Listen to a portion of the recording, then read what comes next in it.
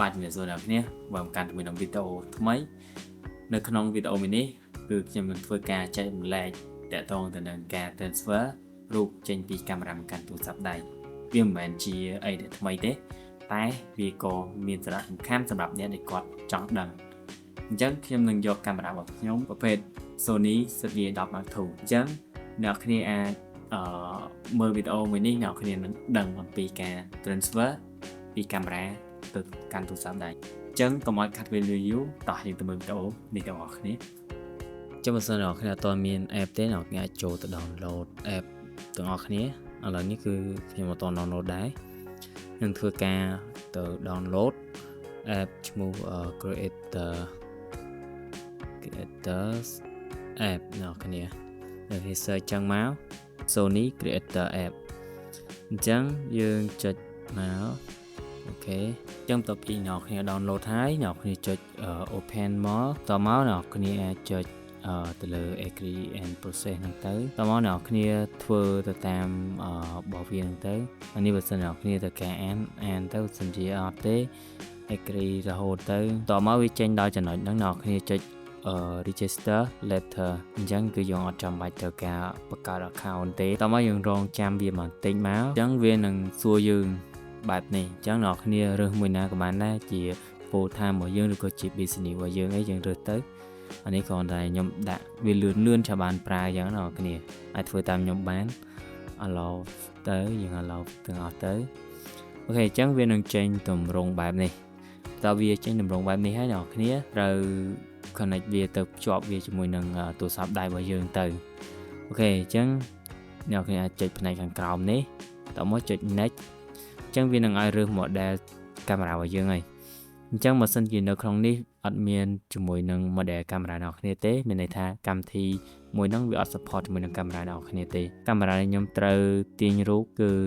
Sony ZV-10 Mark II នេះអ្នកគ្នា ZV-10 Mark II អញ្ចឹងបើ Mark 1 វាអត់ស្គាល់ទេអ្នកគ្នាអញ្ចឹងខ្ញុំចុចលើ ZV-10 Mark II ចុច allow នឹងមកអញ្ចឹងវានឹងប្រាប់តកតងនឹងការភ្ជាប់របស់វាបន្ថែមអញ្ចឹងអ្នកអញ្ចឹងដំបូងវាឲ្យយើងចូលទៅ manual បន្ទាប់មកចូលទៅរូបផានដីនៅលេខ1ហើយបន្ទាប់មកវាឲ្យយើង press កន្លែង connect smartphone ហ្នឹងវាចូលមកកន្លែងនេះអញ្ចឹងណាអ្នកគ្នាបន្ទាប់មកគឺវានឹងចេញសញ្ញា scan ឲ្យឥឡូវយើងចូលទៅកាន់កាមេរ៉ារបស់យើងវិញអញ្ចឹងដំបូងយើងចូលទៅក្នុងប៊ូតុង manual នេះមក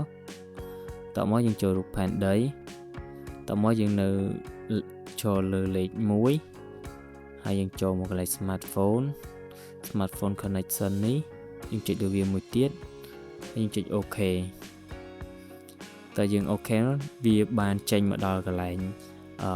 កម្មវិធីរបស់វាហ្នឹងកន្លែង QR ដើម្បីយើង scan download កម្មវិធីរបស់វាអញ្ចឹងគឺយើងអត់ download ទេដោយសារតែ download ហើយអញ្ចឹងអ្នកនរអញ្ចឹងនៅពេលដែលយើងបើកមកវា load ចេញ ZV-E10 II ហើយអញ្ចឹងខ្ញុំចុច connect ទៅពេលអ្នកគ្នាចុច connect មកវានឹងចេញបែបនេះអញ្ចឹងអ្នកគ្នានេះវានឹងប្រាប់ទី1ទី2ថា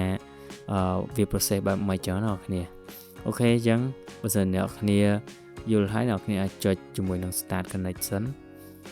តើទីអ្នកគ្នាចុច start connection ហើយគឺវានឹង load មកឲ្យឈ្មោះ Sony ZV-10 Mark II របស់វានឹងយើងចុចលើវាមួយមកបន្ទាប់មកវានឹងផ្លាស់ប្ដូរនៅក្នុងកាមេរ៉ារបស់យើងនឹងវា load ជាមួយនឹង code ហើយនៅលើទូរស័ព្ទដៃក៏ code ដូចគ្នាដែរយើងចុច pair ហើយយើងចុច OK លើនេះមកយើងរងចាំវាតិចយើងចុច pair នៅលើទូរស័ព្ទដៃរបស់យើងក៏អាចយកទូរស័ព្ទដៃយើងធ្វើជា remote បានដែរអញ្ចឹងនៅផ្នែកខាងនេះអ្នកគ្នាវាមានដាក់ពាក្យថា remote shooting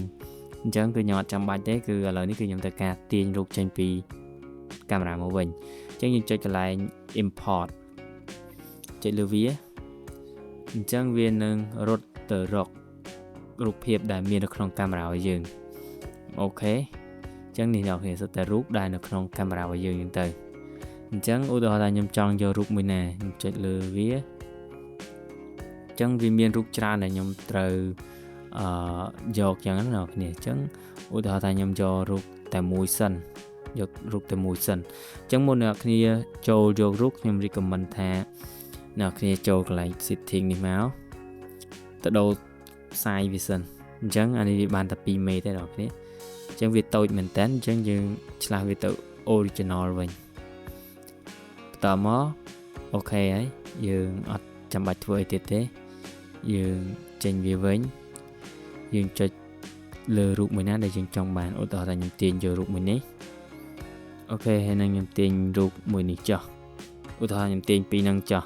អញ្ចឹងអ្នកគ្នាចង់ទាញរូបប្រមាណទាំងអស់ឬក៏មិនអ្នកគ្នាអាចចុចតាមនឹងទៅតែខ្ញុំយកតែពីរនឹងទេហើយខ្ញុំចុចសញ្ញាព្រួយនៅផ្នែកខាងក្រោមនេះអ្នកគ្នាខាងក្រោមនេះវានឹងលោតចេញបែបនេះអញ្ចឹងខ្ញុំចុចអូខេអញ្ចឹងវាលោត1វា2អូខេអញ្ចឹងវាបានជោគជ័យហើយខ្ញុំបិទនឹងចូលទៅកាន់កន្លែង photo របស់ខ្ញុំចង់ដឹងថាវាទទួលបាននៅអញ្ចឹងអ្នកគ្នារូបវីដេអូដែលខ្ញុំទាញចេញហ្នឹងគឺវា load មកអញ្ចឹងអ្នកគ្នាអូខេអញ្ចឹងតើតងទៅនឹងការទាញរូបពីកាមេរ៉ាចូលមកក្នុងទូរស័ព្ទដៃគឺវាមានប៉ុណ្ណឹងទេសម្រាប់អ្នកដែលគាត់ប្រើកាមេរ៉ាពួក Sony ZV-10 Mark II ឬក៏ស៊េរីពួក M-Pal 4ស៊េរីថ្មីដែលវា support ជាមួយនឹង Creator App របស់ Sony នេះសុទ្ធតែការប្រើស្តៀងគ្នាទេអ្នកគ្នាបើសិនអ្នកមានចម្ងល់អាច comment នៅខាងក្រោមបានបាទអរគុណច្រើនសម្រាប់ការទស្សនាវីដេអូនេះបើសិនអ្នកមានចម្ងល់បន្ថែមអាច comment នៅខាងក្រោមអរគុណជួបគ្នានៅវីដេអូក្រោយទៀត